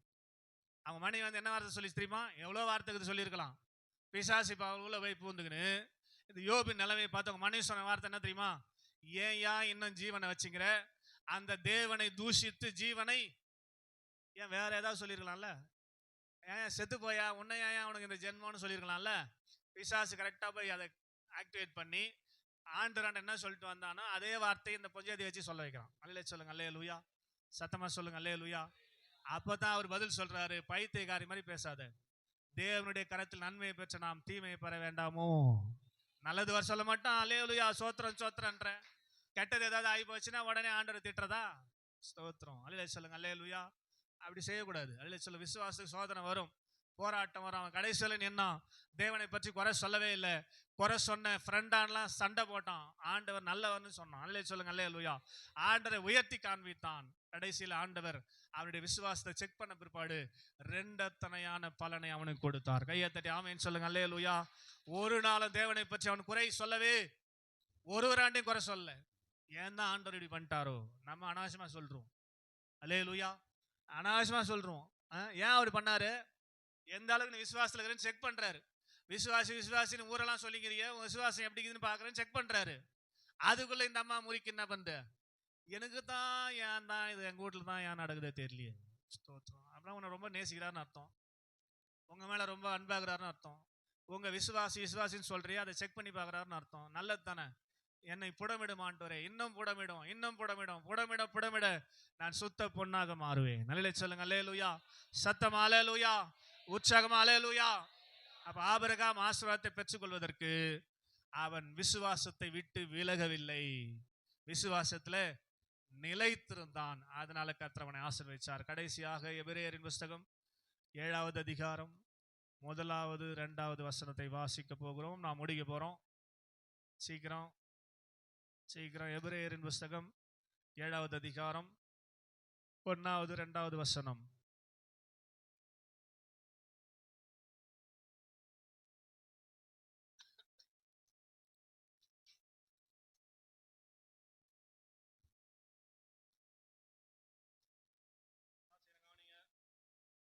இந்த மெல்கிசேதேக்கு சாலேமின் ராஜாவும் உன்னதமான தேவனுடைய ஆசாரியனுமா இருந்தான். ராஜாக்களை முறியடித்து வந்த ஆபிரகாமுக்கு இவன் எதிர்கொண்டு போய் அவனை ஆசீர்வதித்தான். இவனுக்கு ஆபிரகாம் எல்லாவற்றிலும், படிங்க, எல்லாவற்றிலும் எல்லாவற்றிலும் ஆதியாகமம் 14வது அதிகாரத்திலேயே, ஆதியாகமம் 14வது அதிகாரத்திலேயே 14வது அதிகாரத்திலேயே ஸ்தோத்திரம், ஆபிரகாம் சோதோம் ராஜாவுக்கு ஸ்தோத்திரம் கூட போயிட்டு சண்டை போட்டு திரும்பி கொண்டிருக்கிற போது இந்த மெல்கிசேதேக் என்கிற இயேசு கிறிஸ்துவுக்கு முன் அடையாளமான இவர் எதிர்பட்டு என்ன பண்றாரு? ஸ்தோத்திரம், ஆபிரகாமுக்கு ஆசீர்வாதங்களை கொடுக்கிறார். அல்லேலூயா சொல்லுங்க, அல்லேலூயா. இந்த மெல்கிசதேக்குக்கு ஆபிரகாம் என்ன பண்ணாராம்? தசம பாகம் கொடுத்தான். எதுல கொடுத்தானா? எல்லாவற்றிலும் தசம பாகம் கொடுத்தான். ஆபிரகாமை கர்த்தர் ஆசீர்வதித்தது காரணம். இது எப்ப நடக்குது? ஆதியாகமம் 14 நடக்குது. ஸ்தோத்திரம். 13 ஆண்டவர் ஆபிரகாம் ஆசீர்வதிச்சிட்டாரு. 14 அதிகாரத்துல இது நடக்குது. ஸ்தோத்திரம். ஆசீர்வாதம் வந்த உடனே என்ன பண்றாரு ஆபிரகாம்? தசம பாகம் இயேசு கிறிஸ்துவுக்கு முன்னாடியாளமா இருந்த மெல்கிசதேக்குக்கு செலுத்தினான் என்று இங்க வசனம் சொல்லுது. செலுத்தாமதெல்லாம் எழுத மாட்டாங்க. அல்லேலூயா சொல்லுங்க, அல்லேலூயா. செலுத்தி இருக்கிறார். ஆபிரகாம் எப்ப செலுத்துறார் இந்த தசம பாகம் அப்படின்னா, யாத்திராகமத்தின் புஸ்தகம் ஆசாரிப்பு கூடாரத்தெல்லாம் மோசே போட்டுட்ட பிற்பாடு ஜனங்கள் வந்து பலி செலுத்த வேண்டிய விதங்களை குறித்து கர்த்தர் சொல்லும் போது லேவியராகம புஸ்தகத்துல தான் தசம பாகங்களை பத்தி ஆண்டவர் பேசுறார். யாத்திராகமம் முடிஞ்சு யாத்திராகமத்துல ஆசாரிப்பு கூடாரம் போட்டுருவாங்க. அதுக்கப்புறம் என்னெல்லாம் பலி செலுத்த வேண்டும், என்னெல்லாம் பண்டிகை கொண்டாட வேண்டும் என்று சொல்லி லேவியராகமத்துல கர்த்தர் சொல்லும் போது தசம பாகத்தையும் அப்பதான் சேர்ப்பார். ஜனங்க என்ன பண்ணோம்? ஸ்தோத்திரம். ஒரு பகுதி எடுத்து கூடையில் வைத்து கொண்டு வந்து ஆசாரனுடைய கரத்துல கொடுத்து அதை பிளஸ் பண்ணி வாங்கின்னு போனோம் அப்படின்னு சொல்லி ஆண்டவர் சொன்னது லேவியராகமத்தின் புஸ்தகம். லேவியராகமத்தின் புஸ்தகத்தை பத்தி தான், புஸ்தகத்துல தான் ஆண்டவர் தசம பாகத்தை பத்தி பேசுறாரு. ஆனா ஆதி ஆகமத்திலேயே இந்த ஆபிரகாம் தசம பாகத்தை ஆண்டவருக்கு கொடுத்து விட்டார். கையை தட்டி ஆமென் சொல்லுங்க. ஆண்டவர் கேட்கறதுக்கு முன்னாடியே, தசம பாகத்தை பத்தி பேசுறதுக்கு முன்னாடியே ஆண்டவரை கனப்படுத்தும்படியாக தனக்கு கிடைத்த எல்லாவற்றிலும் தசம பாகம் செலுத்தினான் என்று சொல்லி பார்க்கிறோம். ஆபிரகாமை சும்மா ஆண்டவர் ஆசீர்வதிக்க மாட்டாருங்க. யாரு தசம பாகம் கொடுக்குறாங்களோ அவங்கள தான் ஆசீர்வதிப்பார். எல்லாவற்றிலும் தசம பாகம் கொடுத்தானா? எல்லாவற்றிலும் என்ன சொல்லுங்க பார்க்கலாம்? எல்லாவற்றிலும் தசம பாகம் கொடுத்தார் ஆபிரகாம்.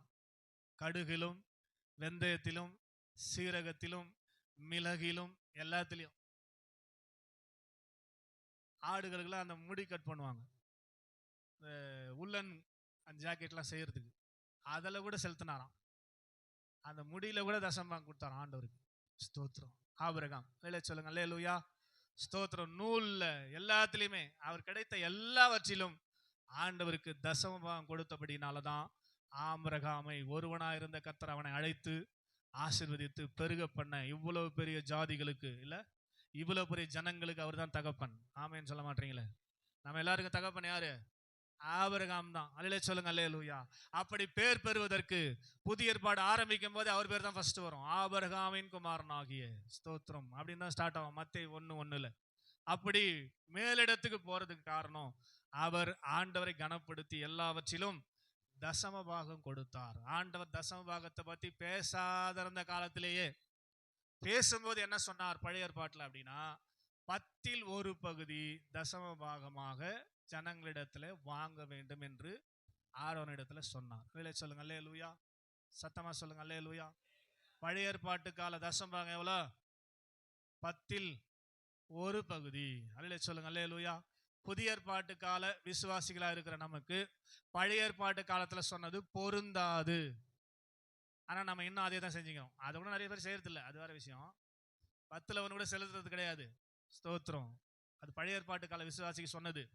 ஸ்தோத்திரம். என்ன கணக்குல நீங்க தசம பாகம் வைக்கிறீங்கன்னு எனக்கு தெரியல. தசம பாகம் என்பது ஸ்தோத்திரம் 2 கொரிந்தியர் 9:7 வாசித்து பாருங்க. உற்சாகமாய் கர்த்தருக்கு கொடுக்கிறது தான் தசம பாகம். புதிய ஏற்பாட்டு தசம பாகம். எவ்வளோலாம் கணக்கு பார்க்க கூடாது. கணக்கு பார்க்காம ஆண்டவர் என்ன ஆசீர்வதிக்கணும்னு நினைக்கிறோம். ஆனா ஆண்டவருக்கு மாத்திரம் நம்ம என்ன பண்றது? கணக்கு பார்த்து பார்த்து பார்த்து பாக்கெட்ல கையை விட்டு எல்லாத்தையும் தள்ளிட்டு ஏதாவது கீஞ்சு போனது செல்லாத்து இங்க காணிக்கு ஏத்துமே கொடுத்தா எவனா வாங்க மாட்டான். கீஞ்சு போய்க்குது, எங்க போய் நான் கொடுக்குறது, எங்க போய் மாத்துறது? ஸ்தோத்திரம். பெட்ரோல் பங்குல ஸ்தோத்திரம் ஒரு நோட்டு ஒட்டின நோட்டு வந்து தசம பாகத்துல ஸ்தோத்திரம் ஸ்டிக்கர் ஒட்டிக்குது. நான் ஏற்ற போய் கொடுத்துட்டு பெட்ரோல் பங்கில் எப்படியும் ஏமாற்றி மாற்றிடலான்னு சொல்லிட்டு ஸ்தோத்திரம் அங்கே கொடுத்துட்டு பெட்ரோல் போட்டுன்னு வண்டி எடுக்கிற சட்டையை பிடிக்கிறான். ஒட்டின நோட்டு மாற்றி கொடுன்றான். ஸ்தோத்திரம். ஒட்டின நோட்டு கீஞ்ச நோட்லாம் தான் இங்கே வருது. காணிக்க என்றவரை கேளுங்க சொல்லுவார். அல்லேலூயா சொல்லுங்க, அல்லேலூயா. சத்தமாக சொல்லுங்க, அல்லேலூயா. உற்சாகமாக கொடுக்கணுங்க. ஆண்டவர் ஒரு நாள் தேவாலயத்துக்கு வந்தபோது காணிக்கை பெட்டியாண்ட உட்கார்ந்து காணிக்கை போறதை பார்த்துன்னு இருந்தாராம். லூக்கால இருக்குது, நீங்க போய் வாசிச்சு பாருங்க வீட்டுல. ஸ்தோத்திரம். காணிக்கை பெட்டியாண்ட உட்காந்து காணிக்கை போறதை அப்படியே பார்த்துன்னு இருந்தாராம். ஸ்தோத்திரம். அப்ப எல்லாரும் ஐஸ்வர்யானங்களாம் நிறைய வாரி வாரி போட்டுக்கிறாங்க. ஸ்தோத்திரம். அல்லேலூயா சொல்லுங்க. அல்லேலூயா. ஒரு ஏழை விதவை அடுத்த வேளை சாப்பாட்டுக்கு 2 பைசா வச்சிருந்தான். அடுத்த வேளை சாப்பாட்டுக்கு 2 பைசா. அந்த 2 பைசா இருந்தாதான் அடுத்த வேளை அது சாப்பிட முடியும், ஜீவனம் பண்ண முடியும். எல்லாரும் வாரி வாரி போட்டாங்க. ஸ்தோத்திரம். அந்த பாட்டி அடுத்த வேளை ஜீவனுக்கு வச்சிருந்த 2 பைசாவை போட்டுச்சு. அல்லேலூயா சொல்லுங்க. அல்லேலூயா. ஸ்தோத்திரம். இவங்க எல்லாம் போட்டதெல்லாம் காணிக்கை கிடையாது. இந்த அம்மா அடுத்த வேலைக்காக வைக்காம அதை கர்த்தருக்கு கொடுக்கணும்னு காணிக்கை போட்டுச்சு. பாத்தீங்களா? இதுதாங்க போட்டதுலேயே பெரிய காணிக்கைன்னாரு. அல்லேலூயா சொல்லுங்க. அல்லேலூயா. அப்பதான் நான் சொன்னேன், காணிக்கை எடுக்கும் போது சொன்னேன், முதலாவது நமக்குள்ள அந்த உற்சாகம் இருக்கணும். அடுத்த நாளைக்குன்னு வச்சுக்க கூடாது, அடுத்த வேலைக்குன்னு வச்சுக்க கூடாது. கர்த்தருக்கு கொடுக்கறதுல உற்சாகமாய் கொடுக்கும் போதுதான் கர்த்தர் அதை அங்கீகரிக்கிறார். அவர் ஏற்றுக்கொள்ளணும். ஏற்றுக்கொண்டாதான் அதை பிளஸ் பண்ணி உங்களுக்கு திரும்ப கொடுப்பார் என்பதை மனதில் வைத்து ஆபிரகாம் பேசப்படாத காலத்திலேயே எல்லாவற்றிலும் தசம பாகம் செலுத்தினபடினாலதான் ஒருவனா இருந்த அவனை கர்த்தர் அழைத்து ஆசீர்வதித்து இத்தனை பெரிய ஜாதிகளுக்கு தகப்பனாய் மாற்றினார். அல்லேலூயா சொல்லுங்க. அல்லேலூயா. இங்க வந்திருக்கிற உங்களையும் கர்த்தர் அழைத்திருக்கிறார். உங்களையும் ஆசீர்வதித்து பெருக பண்ண வேண்டுமானால் உங்களுக்குள்ளே காணப்பட வேண்டிய இந்த ஆபிரகாமுக்குள் வெளிப்பட்ட 4 காரியம் டக்கு டக்குன்னு சொல்லுங்க பார்க்கலாம். முதலாவது, படிவீங்களா? கீழ்படிவீங்களா? உங்களை தான் கேட்கிறேன். கீழ்ப்படிதல். நீங்க கீழ்ப்படுவீங்களா? இன்னிலிருந்து கீழ்ப்படியன்னு ஒப்பு கொடுத்து பாருங்க. கண்டிப்பாக ஆபிரகாமை ஆசீர்வதித்து உங்களை ஆசீர்வதிப்பார். அல்லேலூயா சொல்லுங்க. அல்லேலூயா. இரண்டாவதாக, ஒழுங்கக்கிரமமாக ஆராதித்தான். முதல் தேவனுக்கு தான் முதலிடம். எந்த இடத்துல போய் சேர்ந்தாலும் முதல் அவன் செய்தது ஸ்தோத்திரம், ஆராதனை மட்டுமே, தொழுகை மட்டுமே. அல்லேலூயா சொல்லுங்க. அல்லேலூயா. ஆமா, எங்க திருமணத்திற்கு ஒரு பாய் ஸ்தோத்திரம் நாங்க அந்த குக்கிங்காக புக் பண்ணியிருந்தோம். ஸ்தோத்திரம். அவர் கரெக்டா வருவாரு, பேசினே இருப்பாரு. அந்த கரெக்டா அந்த டைம் 1 மணிக்கு ஸ்தோத்திரம், மதியானத்துல வெள்ளிக்கிழமையில ஸ்தோத்திரம் அவங்க தொழுகை இருக்கும். ஸ்தோத்திரம். கரெக்டா 12:30 மணிக்கெல்லாம் எஸ்கேப் ஆயிடுவார். தொழுகைக்கு போனாங்க. இதுக்கு மேலே என்னால் பேசவே முடியாது. 12:30 மணிக்கு பேசிட்டு இருப்பாரு. 12:30 டான் ஆன உடனே போயிடுவார். ஸ்தோத்திரம். தொழுகைக்கு போனோம், லேட்டா போக முடியாது. நீங்க அவங்க ஆராதனைலாம் பாருங்க யூடியூப்ல. ஸ்தோத்திரம். எப்பேற்பட்ட ஆளா இருந்தாலும் போறான், கீழே தான் உட்காருவான். ஸ்தோத்திரம். போக சொல்ல வெளியே எவ்வேற்பட்ட காஸ்ட்லி போனையும் வெளியே போட்டுறான், சேர்ல வச்சுட்டு போறான். பாருங்க, அந்த அந்த யூடியூப்ல இருக்கு. அதெல்லாம் முஸ்லீம் தொழுகெல்லாம் போய் பாருங்க. ஸ்தோத்திரம். போன் எவ்வளவு பெரிய, எல்லாம் போறதெல்லாம் கோட்டீஸ்வரன், போறதெல்லாம் பெரிய பிசினஸ் மேன் தான். சும்மா சாதாரண ஆள்லாம் கிடையாது. நல்லா பிசினஸ் பண்றவன், நல்ல வசதியாகிறவன் போய் கீழே தான், தரையில தான் தொழுகிறான். ஸ்தோத்திரம். ரெண்டாவது, எவ்வளவு பெரிய காஸ்ட்லி போனா இருந்தாலும் உள்ள அலோடு இல்லை, வெளியே செடி போட்டு வரான். அது யாரும் தொடறதில்லை. அது வேற விஷயம். நம்ம இஷ்டம் வந்து எல்லாம் தூக்கி போடும். ஏன்னா செருப்பே தூக்கி மட்டுங்க, போனெல்லாம் வச்சுட்டு வர முடியாது. அல்ல சொல்லுங்க. அல்லேலூயா. சர்ச்சுக்கு போனா செருப்பை காணன்றாங்க, அசிங்கமாகுது. சர்ச்சாண்ட விட்டா செருப்பை காணன்றாங்க. ஸ்தோத்திரம். போலீஸ் ஸ்டேஷன்லயே அந்த தண்ணி ட்ரம்ல செயினை கட்டி வச்சிருப்பாங்க கிளாஸுக்கு. போலீஸ் ஸ்டேஷன்லயே நம்பிக்கை இல்லை, ஏன்னா கிளாஸ் அவனை திருடி மாட்ட போறான்ட்டு. ஸ்தோத்திரம். செயினை கட்டி வச்சிருப்பான். ஸ்தோத்திரம். பாத்துறீங்களா? போலீஸ் ஸ்டேஷனுக்கு போனது தெரியும். ரயில்வே ஸ்டேஷன்ல கட்டி வச்சிருப்பான். அங்க ஆர்பிஎஃப் சுத்தினே தான் இருப்பான் போலீஸ். அதுல பார்த்து ஒரு ட்ரம் வச்சுட்டு அதுல கிளாஸ் செயின் போட்டு கட்டி வச்சிருப்பான். ஏன்னா நம்ம ஆளுங்க என்ன பண்றது, அதையே தூக்கி வந்துருது. அல்லேலூயா சொல்லுங்க. அல்லேலூயா. ஸ்தோத்திரம். நம்ம கூட ஒருத்தர் ஊழியத்துக்கு வருவாரு. ஸ்தோத்திரம். ஏசி ட்ரெயின்ல போறோம் இல்லைங்களா? ஏசி ட்ரெயினுக்கு போன உடனே ஒரு தலைகாணி பெட்ஷீட் கொடுப்பான். அல்லேலூயா சொல்லுங்க. அல்லேலூயா. 3 நாள் 4 நாள்லாம் டெய்லி காலில் வந்து மாத்துவான். ஸ்தோத்திரம். கரெக்டா ஏறும் போதே போட்டு வச்சுருக்கோம், ரெடியா இருக்கும். அந்த கவர்ல போட்டு வச்சிருக்கோம். நாங்கள் போய் போட்டு படுத்துப்போம். 2வது நாள், அடுத்த நாள் பொழுது வந்துச்சுன்னா வந்து கிளீன் பண்ணிட்டு பெட்ஷீட்லாம் மாத்திட்டு போயிடுவோம். அப்புறம் முடிச்சுட்டு ஒரு நாள் நாங்கள் ஊழியத்துக்கு போய் அங்கே சேர்ந்துட்ட பிற்பாடு நைட்டு தூங்குறதுக்கு போத்தா அந்த பெட்ஷீட் எடுத்தாந்துக்கிறாரு இவரு. இவங்க எங்க போய்கிறாரு இவரு? அதை சதன் ரயில்வேனுக்குது எழுதி வச்சிருப்பான். ஸ்தோத்திரம். IRCTCன்னு எழுதிருக்கும் அந்த பெட்ஷீட்ல. இவர் எடுத்து நல்லா வெள்ளை கலர் தான் கொடுப்பான். வெள்ளை கலர் பெட்ஷீட் எடுத்து போகிறாரு. அடாப்பா, இவர் ஊழியத்துக்கு வந்துக்கிறாரு, என்ன பண்ணி வந்துக்கிறாரு? ட்ரெயின்ல இருந்து பெட்ஷீட் எடுத்துட்டு வந்துக்குது. ஸ்தோத்திரம். எங்க போனாலும் உனக்கு அது மூஞ்சில் அப்படியே அடிச்சுதான் இருக்குதுல்ல. ஸ்தோத்திரம். அதனாலதான் தாம்பரம் பட்ஸ் ஹோட்டல்ல பாத்தீங்கன்னா பாத்திரத்துல இப்படி எழுதிருக்கும், தாம்பரம் பட்ஸில் 3D எதுன்னு எழுதி வச்சிருப்பான். அந்த கிளாஸ்ல எழுதி வச்சிருப்பான். தட்டுலாம் என்ன எழுதிருப்பான்? பட்ஸில் 3D எதுன்னு எழுதிருப்பாங்க. நீ வீட்டில் எடுத்து வச்சுன்னா பார்க்க சொல்ல உனக்கு அடிக்கிற மாதிரி இருக்கும். அது 3D மைட்ட ஒரு வேலை கிளாஸ்னா வீட்டில் போய் அந்த கிளாஸ் தண்ணி குடிக்க எடுக்கிற என்ன இருக்கும் அதில்? பட்ஸில் 3D எதுன்னு கண்ணில் நேராக வரும். அது மாதிரி IRCTCன்னு வருது. திறந்த உடனே அடாப்பா வந்துக்கிறது ஊழியத்துக்கு அங்கிருந்தே திருடி வந்துக்கிறேன், நீனா போய் ஊழியம் செய்ய போறேன்னு எல்லாம் அந்த திட்டம். சொல்லுங்க அல்லேலூயா. ஏன் சொல்றேன் அப்படின்னா, இன்னைக்கு ஜனங்க அப்படி இருக்கிறாங்க. ஸ்தோத்திரம். அப்ப தொழுகை என்பது ஆண்டவரை கனப்படுத்துற இடத்துல வேற எதுக்கும் வேலை கிடையாது. ஆமா, இவங்க பெரிய பெரிய பிசினஸ் மேன போனை வெளியே போட்டு போறான், இது ஒண்ணுமே கிடையாது. ஸ்தோத்திரம். இது பார்த்தா எழுந்து போன் எடுத்துன்னு ஓட்டு சபைக்கு வந்துக்கிறாள். ஸ்தோத்திரம். இது எங்க போறது வேலைக்கு? ஏரி வேலைக்கு போற கேஸ். ஸ்தோத்திரம். அல்லேலூயா சொல்லுங்க அல்லேலூயா. வேற எங்க வேலைக்கு போற கேஸ்? உனக்குன்னா அப்படி போன் வந்துட போகுது இந்த ஆராதனை நேரத்துல. ஸ்தோத்திரம். சைலண்ட்ல போடு, கட் பண்ணி விடு. ஸ்தோத்திரம். ஆஃப் பண்ணிட்டு போன் எத்தராதேவா அப்படின்னா தலை போற நியூஸ் ஒன்று வரப்போகுதுன்னு தெரியல எனக்கு. அல்லேலூயா சொல்லுங்க அல்லேலூயா. அப்ப அந்த தொழுகை என்பது இதெல்லாம் இல்லாம ஒழுங்கா பண்றது, சரியான நேரத்துல வந்து பண்ணணும், முழுமையா பண்ணணும், அர்ப்பணிப்போடு பண்ணணும். அப்படி பண்ணும்போதுதான் ஆசீர்வாதம் கிடைக்கும். மூன்றாவது, விசுவாசத்துக்கு சோதனை கண்டிப்பா வரும். வந்தாதான் நீங்க விசுவாசி. அல்லேலூயா சொல்லுங்க அல்லேலூயா. வரலினா நீங்க வர சொல்லி கேளுங்க, ஆண்டவர் உங்களுக்கு சோதனை அனுமதிக்கட்டும். அப்படி அனுமதிச்சாதான் நாங்க விசுவாசிகளா வாழ முடியும், விசுவாசத்துல ஜெயிக்க முடியும். கடைசியாக, உங்களுக்கு இருக்கிற எல்லாவற்றிலும் தசம பாகம் செலுத்துங்கள். தசம பாகம் செலுத்தும் போதுதான் கர்த்தர் உங்களை ஆசீர்வதிக்கிறார். மல்கியால தான் சொல்றார் ஆண்டவர், நீங்க என்னை செக் பண்ணி பாருங்க, உங்க தசம பாகங்களை எல்லாம் பண்டக சாலையில கொடுத்து பாருங்க, அப்போது வானத்தின் பலகணிகளை திறந்து இடம் கொள்ளாமல் போக மட்டும் உங்களை ஆசீர்வதிக்கிறேனா இல்லையா என்பதை செக் பண்ணி பாருங்கன்றார். ஸ்தோத்திரம். மல்கியா 3:9-10. இதை நீங்க ஏமாத்துறீங்கன்றார். 9வது வசனம். யாருன்னா வாசிங்க. மல்கியா புஸ்தகம் 3வது அதிகாரம் 9வது வசனம் வாசிங்க, முச்சிடலாம். நிறைய பேர் நம்ம சபையில ஏமாத்தினேங்கிறீங்க. ஜனவரி போய் 4 மாசம் போச்சு, இன்னும் காந்தா கார்டு வரவே இல்லை. முன்னாடி நிறைய பேர் ஏமாத்தினுக்கிறீங்க. ஆண்டவரே சொல்றாரு, நான் சொல்ல பாருங்க, வாசிமா. அதுக்கு மேல 8வது வசனம். நீங்கள் என்னை வஞ்சித்தீர்கள், நீங்கள் சபிக்கப்பட்டவர்கள், ஜனத்தாராகிய நீங்கள் எல்லாரும் என்னை வஞ்சித்தீர்களானது என்ன பாருங்க. இப்போ வஞ்சித்தீர்களானது ஏமாத்துறீங்க அப்படின்றார் ஆண்டவர். என்ன நீங்க ஏமாத்துறீங்க? எப்படி ஆண்டவரே நாங்க ஏமாத்துறோம் அப்படின்னா, ஆண்டவர் பதிலே சொல்றாரு பாருங்க. எப்படி?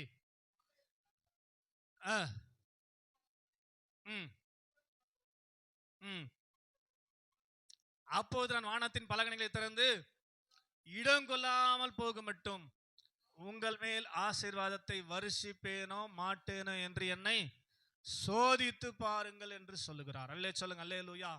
ஆமா, காணிக்கினாலும் தசம் வாங்கலாம், நம்ம அவரை ஏமாத்துறதுனாலதான் நமக்கு வர வேண்டிய ஆசீர்வாதங்கள் ஏமாற்றப்பட்டு கொண்டிருக்கிறது என்பதை மனதில் வைத்து, அட்லீஸ்ட் உற்சாகமாய் புதிய ஏற்பாட்டு கால தசம பாகத்தை விட அட்லீஸ்ட் பழைய ஏற்பாட்டு கால 10ல் ஒரு பகுதியாவது இல்லையா? ஸ்தோத்திரம். மோசஸ், முத்து, லீதியால் குடும்பம்னு சொல்றோம் உதாரணத்துக்கு. ஸ்தோத்திரம். அப்பனா மோசஸ் சம்பாதனையும் சேர்த்து, லீதியால் முத்து வருமானத்தையும் சேர்த்து, மொத்தத்தையும் கூட்டி அதுல இருந்து 10ல் ஒரு பகுதி. புரியுது நினைக்கிறேன் உங்களுக்கு. காப்ரியல் கெட்சியால்னா காப்ரியலோட சம்பளம், கெட்சியாலோட சம்பளம், அது கீழே ஜீவாவால செஞ்ச அந்த சம்பளம், மொத்தத்தையும் கூட்டி அதுல இருந்து 10ல் ஒரு பகுதி. இது பழைய ஏற்பாட்டு கால தசம்பாகம் தான். அதையாவது என்ன பண்ணுங்க, கொடுக்கறதுக்கு பழகுங்க. அப்படி கொடுக்குறீங்களா யாராவது? எல்லா சம்பளத்தையும் கூட்டி ஸ்தோத்திரம் அதுல 10ல் ஒரு பகுதி கொடுத்தீங்கன்னா கண்டிப்பா கர்த்தர் உங்களை ஆசீர்வதிப்பார். இல்லைன்னா கண்டிப்பா ஆசீர்வாதம் உங்களுக்கு வர்றதுக்கான வாய்ப்பு இல்லை. நீங்க கீழ்ப்படியலாம், தொழுது கொள்ளலாம், நீங்க விசுவாசத்துல ஜெயிக்கலாம். எது ஜெயிச்சாலும் ஆண்டவர் எதிர்பார்க்கிற, ஆண்டவரை ஏமாத்தாமல் கொடுக்கிற காரியங்களை நீங்கள் செய்யும் போதுதான் ஆண்டவர் உங்களை ஆசீர்வதிப்பார். எத்தனை பேருக்கு இப்போ ஆபிரகாமை போல ஆசீர்வாதம் வேண்டும் என்று விரும்புவீங்கன்னா நீங்க பைபிளை மூடிட்டு எழுந்து நிற்கும்படி உங்களை அன்போடு கேட்கிறேன். உங்களுக்காக நான் ஜெபம் பண்ண போறேன். ஆண்டவர் உங்களை ஆசீர்வதிக்கும்படியாக, ஆண்டவர் உங்களை பிளஸ் பண்ணும்படியாக. ஸ்தோத்திரம். Praise the lord. Hallelujah, hallelujah. Thank you master. உமக்கு நன்றி செலுத்துகிறோம். இயேசுவே உமக்கு நன்றி செலுத்துகிறோம். ஹல்லேலூயா. ஜீசஸ். எல்லாம் கண்ண மூடி என்னை பிளஸ் பண்ணுங்கப்பா. என்னை அழைத்தது என்னை ஆசீர்வதிக்கும்படி தானே ஆண்டவரே. கேளுங்களேன், என்னை ஏன் அழைச்சிங்கப்பா? என்னை ஆசீர்வதிக்கும்படி தானே. ஏன் எனக்கு ஆசீர்வாதம் இல்லாமல் இருக்கிறது அப்படின்னா, இந்த ஆபிரகாமுக்குள்ள காணப்பட்ட குணாதிசயங்கள் என்னுடைய வாழ்க்கையில இல்ல ஆண்டவரே, இல்ல ஆண்டவரே. ஸ்தோத்திரம். Praise the lord. Hallelujah, hallelujah. உமக்கு நன்றி செலுத்துகிறோம், நன்றி செலுத்துகிறோம், நன்றி செலுத்துகிறோம் ஆண்டவரே. ஜெபம் பண்ணுங்க. Praise the lord. ஹல்லேலூயா. இதான் முக்கியமான நேரம். எல்லாரும் செய்தி கேட்டதில்லை, நீங்க ஒப்பு கொடுக்கணும் கர்த்தருடைய வார்த்தைக்கு. நாங்க கீழ்ப்படிய ஆண்டவரே, கீழ்ப்படிவேன் ஆண்டவரே. சொல்லுங்க, ஆபிரகாமை போல நான் கீழ்ப்படிவான்பா. பிளைண்ட் ஒபீடியன்ட், கேள்விலாம் கேட்க மாட்டேன். ஜீசஸ். ஹல்லேலூயா. எல் ஷடாய் ஷடாய் சர்வ வல்லவரே, எல்லாம் செய்பவரே, எல் ஷடாய் சர்வ வல்லவரே, எல்லாம் செய்பவரே, இல்லாதவைகளை இருக்கின்றதா வரவழைப்பவரே, ஆபிரகாமுக்கு செய்தவர் எனக்கும் செய்ய வல்லவர். சொல்லுங்க, ஆபிரகாமுக்கு செய்தவர் எனக்கும் செய்ய வல்லவர். எல்லாம் எல் ஷடாய், எல் ஷடாய் சர்வ வல்லவரே, எல்லாம் செய்பவரே, இல்லாதவைகளை இருக்கின்றதாய் வரவழைப்பவரே, ஆபிரகாமுக்கு செய்தவர் எனக்கும் செய்ய வல்லவர், ஆபிரகாமுக்கு செய்தவர் எனக்கும் செய்ய வல்லவர். என்னால் ஒன்றும் கூடாதென்று என்னை நான் தந்து விட்டேன், உம்மால் எல்லாம் கூடும் என்று உம்மை நான் நம்பியுள்ளேன். மறுபடி என்னால் ஒன்றும் கூடாதென்று என்னை நான் தந்து விட்டேன், உம்மால் எல்லாம் கூடும் என்று உம்மை நான் நம்பியுள்ளேன். ஆண்டவரே, சமூகத்துல எங்களை ஒவ்வொருவரும் தாழ்த்தி ஒப்பு கொடுக்கிறோம் அப்பா. ஆபிரகாமுக்குள்ள இருந்து அந்த கீழ்ப்படுகிற குணம் எங்க வாழ்க்கையில வெளிப்படட்டும் ஆண்டவரே. ஆபிரகாமுக்குள்ள கிரியை செய்த அந்த தொழுகையின் குணம் எங்களுக்குள்ள வெளிப்படட்டும். ஆபிரகாமுக்குள்ள காணப்பட்ட விசுவாச பரீட்சையின் வெற்றி எங்களுக்குள்ளும் காணப்படட்டும். ஆபிரகாமுக்குள் காணப்பட்ட அந்த தசம பாகம் செலுத்துற குணாதிசயம் எங்களுக்குள்ளும் காணப்படட்டும் அப்பா. உங்கள் தகப்பனாகிய ஆபிரகாமே, உன்னை பெற்ற சாராளை நோக்கி பாருங்கள்.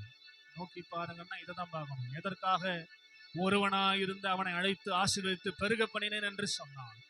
அவன் எனக்கு நல்ல கீழ்ப்படுகிறவனாய் காணப்பட்டான், என்னை எங்கும் தொழுது கொள்கிறவனாய் காணப்பட்டான், என்னுடைய விசுவாச பரீட்சையில ஜெயித்தான், என்னை கனப்படுத்தும்படி எல்லாவற்றிலும் தசம்பாக செலுத்தினான். அதனாலதான் ஒருவனாயிருந்து அவனை அழைத்து ஆசீர்வதித்து பெருக பண்ணினேன். இந்த சபையில உன்னை கர்த்தர் அழைத்திருப்பது ஒருவராய் உன்னை வைக்க அல்ல, உன்னை ஜாதிகளுக்கு தகப்பனாக சந்ததிகளுக்கு தகப்பனாய் மாற்றும்படிதான் கர்த்தர் உங்களை அழைத்திருக்கிறார். அதை நிறைவேற்றுவார் நிச்சயமா. கரங்களை தட்டி நல்ல ஆண்டவரை துதிப்போம். நிச்சயமா அவர் நிறைவேற்றுவார். சொன்னதை செய்யுமளவும் உன்னை கைவிடுவதில்லை என்று சொன்ன ஆண்டவர் இந்த கால நேரத்தில் உங்களை பார்த்து சொல்லுகிறார். ஒருவரா இருந்த உங்களை அழைத்ததுக்கு காரணம் என்ன தெரியுமா? உங்களை ஆசீர்வதித்து உங்களை பெருக செய்வதற்காக தான். ஜாதிகளுக்கு தகப்பனாக, ஜாதிகளுக்கு தகப்பனாக, சந்ததிகளுக்கு தகப்பனாக உன்னை உயர்த்தி வைப்பேன். ஆபிரகாமுக்குள் இருந்த குணாதிசயங்கள் வெளிப்படும் போது நிச்சயமாய் நான் செய்வதை யாராலும் தடுக்கவே முடியாது என்று கர்த்தர் சொல்லுகிறார். ஹல்லேலூயா. ஆட்டோமேட்டிக்கா நடக்கும். இதெல்லாம் என் வாழ்க்கையில் வெளிப்படட்டும் என்று சொல்லி ஆண்டவர் யாரெல்லாம் அர்ப்பணித்திருக்கிறார்களோ அவர்கள் இன்றைக்கே அந்த ஆசீர்வாதத்தை காணும்படியால் கர்த்தர் ஆசீர்வதித்து அனுப்புவீராக, ஆசீர்வதித்து அனுப்புவீராக, ஆசீர்வதித்து அனுப்புவீராக. ஆசீர்வதிப்பது மாத்திரமல்லப்பா, அதுல ஒரு பெருக்கத்தை உங்க ஜனங்க பார்க்கட்டும், உங்களுடைய பிள்ளைகள் காணட்டும் என்று சொல்லி நான் ஜெபிக்கிறேன். கர்த்தர் நித்தமா நடத்துகிற ஆண்டவர், மகா வறட்சியான காலங்களிலும் ஆத்மாவை திருப்தியாக நடத்துகிற ஆண்டவர், பிள்ளையுடைய வாழ்க்கையில பானத்தின் பலகணிகளை திறந்து ஆசீர்வதித்து நம்முடைய பிள்ளைகளை உயர்த்தி வைப்பீராக. நாங்கள் ஆபிரகாமின் சந்ததியா இருக்கிறபடியினாலே அன்றே எங்களுக்கு அந்த ஆசீர்வாதங்கள் தொடரத்தக்கதாய் எங்களை என்னை தாழ்த்தி உடைய கரத்தில் ஒப்புக் கொடுக்கிறோம். அப்பிரயோஜனமற்ற ஊழியக்காரன் என் கடமையை செய்தேன். இதனால் வரும் துதி கன மகிமை யாவும் உமக்கே செலுத்தி இயேசுவின் நாமத்தில் ஜெபிக்கிறேன் பிதாவே. ஆமென்.